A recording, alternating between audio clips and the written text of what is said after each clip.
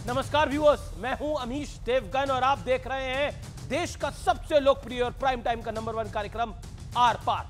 हरियाणा में चुनाव प्रचार का शोर थम गया है, रुक गया है, लेकिन प्रचार के आखिरी दिन सियासत में जोरदार एक्शन देखने को मिला। दोनों तरफ से जीत के बड़े दावे तो हुए ही और वादे निभाने की ताल भी ठोकी गई, लेकिन हरियाणा में चुनावी शोर थमने के साथ महाराष्ट्र की सियासत में उबाल सा आ गया है। वहां के डिप्टी सीएम देवेंद्र फडणवीस ने कहा कि लोकसभा चुनाव में महाराष्ट्र में वोट जिहाद हुआ है, लेकिन इसी महाराष्ट्र के दूसरे डिप्टी सीएम अजीत दादा पवार कह रहे हैं कि एनसीपी की तरफ से अल्पसंख्यकों को 10% सीट दूंगा। लेकिन इसी बीच कांग्रेस ने उद्धव ठाकरे की मुश्किल बढ़ा दी है, उन्हें फंसा दिया है, क्योंकि कांग्रेस पार्टी के बड़े नेता और कर्नाटक सरकार में मंत्री दिनेश गुंडूराव ने बेहद विवादित बयान देते हुए कहा है कि सावरकर चित्पावन ब्राह्मण होने के बावजूद बीफ खाते थे। यही नहीं, उन्होंने वीर सावरकर को मोहम्मद अली जिन्ना से ज्यादा कट्टरपंथी करार दे दिया है। इससे पहले राहुल गांधी भी कई बार सावरकर को माफी वीर कह चुके हैं, उन पर आपत्तिजनक बयान दे चुके हैं। तो आज इन्हीं तमाम मुद्दों पर होगी देश की सबसे बड़ी पॉलिटिकल बहस। हरियाणा टू महाराष्ट्र, धर्म और जात, चुनाव का चक्कर, जोरदार टक्कर।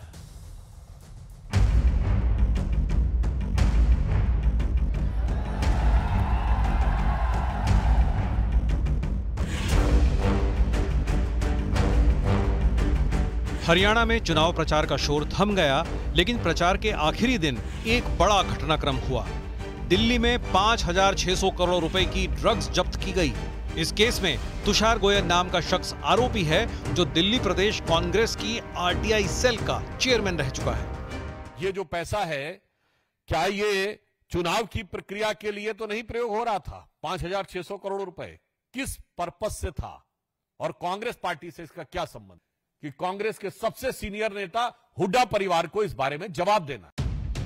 हरियाणा के साथ साथ महाराष्ट्र में भी सियासी पारा हाई है। वहां के डिप्टी सीएम देवेंद्र फडणवीस ने वोट जिहाद का आरोप लगाया, लेकिन राज्य के दूसरे डिप्टी सीएम अजीत पवार कह रहे हैं कि वो अपने हिस्से की 10% सीटें अल्पसंख्यकों को देंगे। या निवडणुकीतला जो वोट जिहाद आहे, 48 पैकी जवळजवळ 14 लोकसभा मतदारसंघामध्ये अशा जिहादी पद्धतीनं त्या ठिकाणी आपल्याला मतदान होताना दिसलाय। यावेळेस निवडणुकीच्या निमित्तानं मी माझ्या अल्पसंख्याक समाजाला पण सांगतोय, राज्यात जेवढ्या जागा राष्ट्रवादी काँग्रेस पक्षाला महायुतीमध्ये मिळणार आहे, त्याच्यातल्या 10% जागा मी माइनॉरिटीला देण्याचं काम करणार आहे। वो अगर लव जिहाद, लैंड जिहाद, वोट जिहाद, इस प्रकार का कोई भी विषय होगा तो हम वो किसी भी पार्टी का उम्मीदवार हो उसको खिलाफ आवाज उठाएंगे। अजीत पवार की पार्टी का भी कोई उम्मीदवार अगर ऐसा करने जाएगा तो उसको रोका जाएगा। क्या होता है वोट जिहाद? ये देश का नागरिक है, मुसलमान है, जैन है, पारसी है, हाँ हिंदू है। अगर ये वोट जिहाद की बात है तो आपने मुस्लिम महिलाओं के लिए ट्रिपल तलाक का कानून क्यों लाया भाई? उधर अघाड़ी गठबंधन में भी भारी टकराव दिख रहा है।